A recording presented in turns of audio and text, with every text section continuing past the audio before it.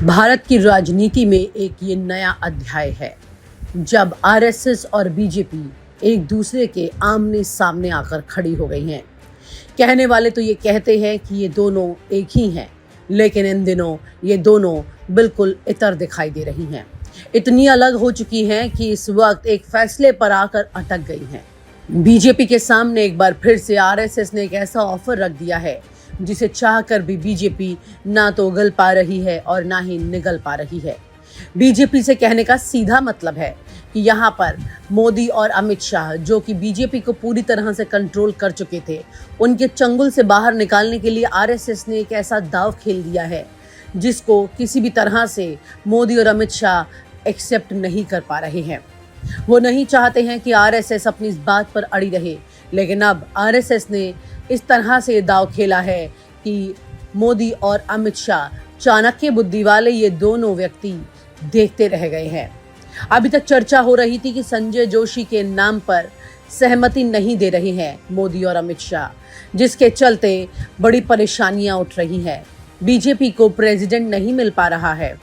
ऐसे में संजय जोशी के नाम की जगह और ऐसे सामने नाम आ गए हैं जिसे सुनकर अमित शाह और मोदी के कानों से धुआं निकलने लगा है।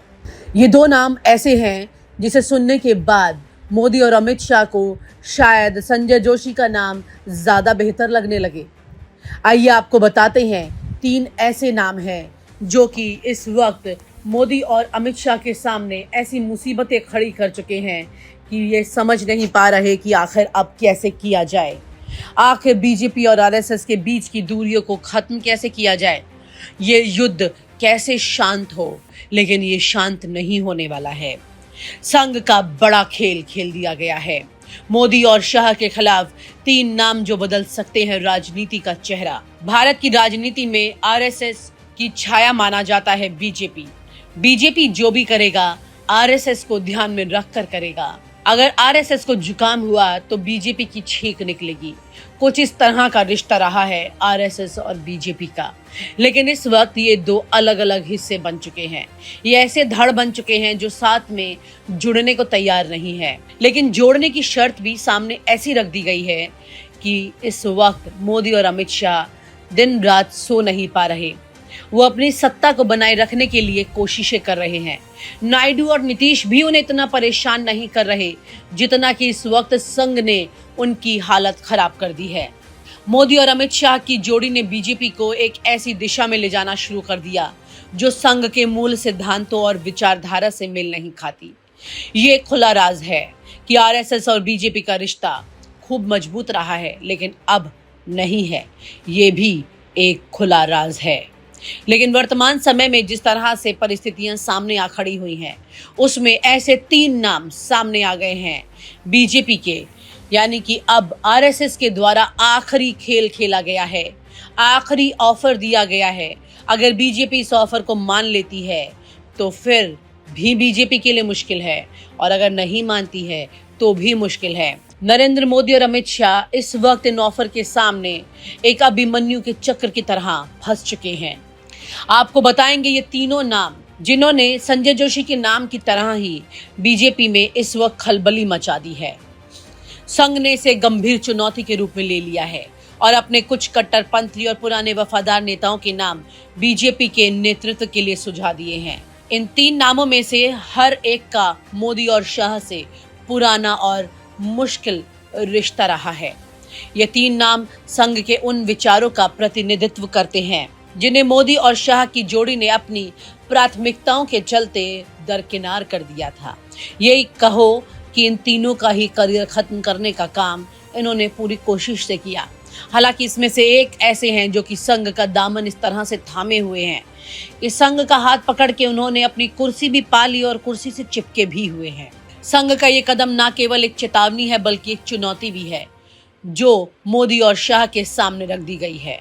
ये 3 नाम बीजेपी के अध्यक्ष पद के लिए प्रस्तावित किए गए हैं और अगर इन्हें नेतृत्व मिल जाता है तो बीजेपी का स्वरूप और भविष्य पूरी तरह से बदल जाएगा। बीजेपी और संघ का रिश्ता हमेशा से थोड़ा असामान्य और जटिल रहा।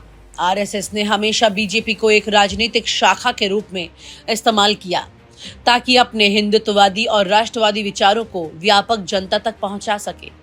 2014 में नरेंद्र मोदी और अमित शाह की जोड़ी ने बीजेपी को देश की सबसे बड़ी राजनीतिक पार्टी तो बना दिया, लेकिन देश की सत्ता पर काबिज होते ही उन्होंने आरएसएस पर भी पूरा कब्जा कर लिया।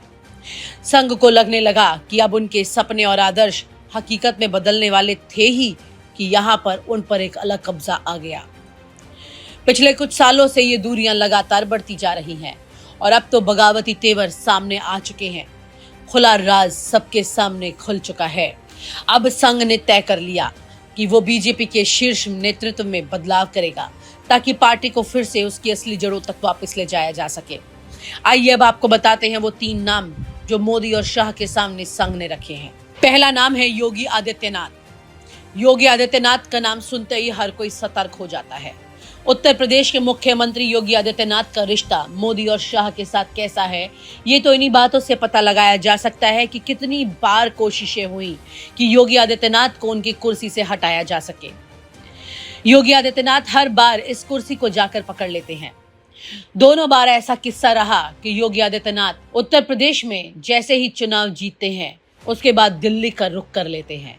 दिल्ली में आकर संघ के पैर पकड़ लेते हैं और उसके बाद मोदी और शाह बैठे तकते रह जाते हैं। योगी आदित्यनाथ उड़न खटोले में बैठकर लखनऊ में उतरते हैं और सीधा मुख्यमंत्री की कुर्सी पर विराजित हो जाते हैं। यहाँ तक कि मोदी और शाह ने अपने खास लोगों को भी योगी आदित्यनाथ के इर्द गिर्द लगा दिया, लेकिन उसके बावजूद भी योगी आदित्यनाथ ने अपनी कुर्सी नहीं छोड़ी।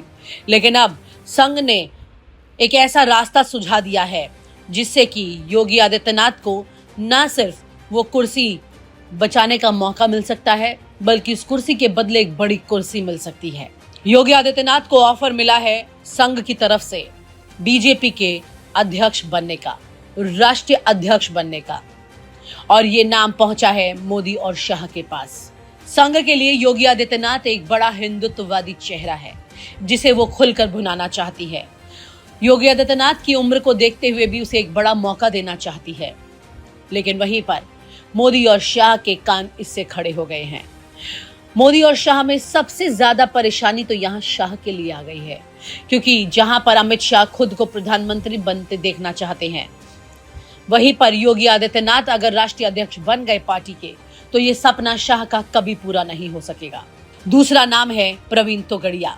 प्रवीण तोगड़िया वो नाम है जिसने अब राजनीतिक हलकों में अच्छी खासी हलचल मचा दी है।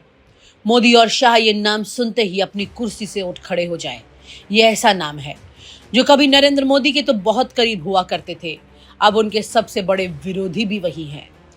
तोगड़िया और मोदी का रिश्ता एक समय में बहुत मजबूत था, लेकिन गुजरात के सत्ता संघर्ष के दौरान दोनों के बीच जमकर मतभेद हुए। तोगड़िया को हिंदू हृदय का सम्राट माना जाता था। वो हमेशा से ही हिंदू राष्ट्र की बात करते रहे और उनका मानना है कि बीजेपी को इस विचारधारा पर स्पष्ट रूप से कदम लेना चाहिए। तोगड़िया का मानना है कि बीजेपी को बिना किसी संकोच के अपने हिंदुत्ववादी एजेंडे को आगे बढ़ाना चाहिए। यही वजह है कि मोदी और शाह की नरम नीति के वो खिलाफ है। संघ के कई वरिष्ठ नेताओं का मानना है कि तोगड़िया ही बीजेपी को सही मायने में हिंदू राष्ट्र की तरफ ले जा सकते हैं। उनके विचार और उनके अनुभव संघ के साथ मेल खाते हैं।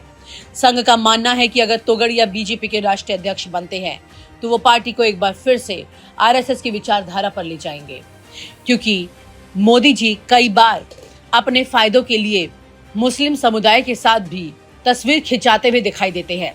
लेकिन एक वक्त था जब मोदी खुद को पूरी तरह से हिंदुत्ववादी नेता मानते थे।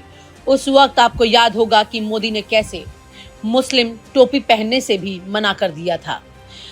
मजार में तो गए लेकिन टोपी नहीं पहनी थी।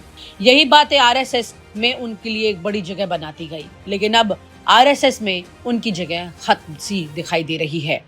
ऐसे में नरेंद्र मोदी के लिए एक और बड़ी मुश्किल, अमित शाह के लिए एक और बड़ी मुश्किल प्रवीण तोगड़िया के नाम का आ जाना है।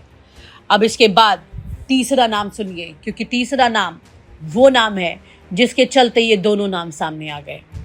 संजय जोशी एक ऐसा चेहरा है जिनके नाम को लेकर मोदी और शाह लगातार पिछले कुछ महीनों से संघ को मनाने में लगे हैं कि संजय जोशी नहीं कोई भी चलेगा। लेकिन अब संघ ने ऐसा दाव खेल दिया है दो और ऐसे नाम सामने लाकर रख दिए हैं कि अब बीजेपी को समझ नहीं आ रहा कि वो करे तो क्या करे, जाए तो कहां जाए। संजय जोशी के साथ मोदी के रिश्ते बहुत ज्यादा खराब रहे हैं। संजय जोशी की अगर एंट्री होती है तो मोदी आउट हो जाएंगे। मोदी खुद ही उस कुर्सी पर नहीं बैठ पाएंगे। पिछले ही कुछ समय पहले संघ ने मोदी के सामने ऑफर रखा था, या तो राष्ट्रीय अध्यक्ष पद ले लो या फिर प्रधानमंत्री बने रहो, क्योंकि दोनों में से एक पद संजय जोशी के पास जाएगा। और यहाँ पर संजय जोशी का नाम एक बार फिर से सामने आ रहा है। आप समझ सकते हैं कि संजय जोशी का नाम सामने आने के पीछे एक बड़ी वजह यह भी है कि संजय जोशी को किसी भी हाल में अब संघ राष्ट्रीय अध्यक्ष बनाना चाहता है। इसके लिए संघ ने पीएम के पद पर भी संजय जोशी को विराजित करने की बात कह डाली। योगी आदित्यनाथ और प्रवीण तोगड़िया का नाम भी सामने रख दिया और फिर उसके बाद घूम फिर कर तीसरा नाम संजय जोशी का ही लाकर रख दिया। संघ इस वक्त पूरी तरह से अडिग है, आखिरी ऑफर मोदी को दे रहा है ये 3 नामों का। इन तीनों नामों में से अगर मोदी ने किसी को नहीं चुना तो संघ बीजेपी से अलग हो जाएगा, पूरी तरह से अलग हो जाएगा। आरएसएस का कोई भी साथ मोदी को नहीं मिलेगा और ऐसे में मोदी जानते हैं कि उनका कितना बड़ा नुकसान होने जा रहा है, क्योंकि मोदी का मैजिक अब फीका पड़ चुका है। इस बीच में अगर संघ अपना हाथ पीछे खींच ले तो मोदी के पास कुछ भी नहीं बचेगा। इसी से आप अंदाजा लगा लीजिए कि इस वक्त संघ ने कितनी बड़ी चाल मोदी के सामने चल दी है। और आप हमसे जुड़े रहने के लिए सब्सक्राइब करें YouTube पर, फॉलो करें Twitter पर और लाइक करें Facebook पर। और ज्यादा जानकारी के लिए आपको टाइप करना होगा सिर्फ न्यूज़ नशा।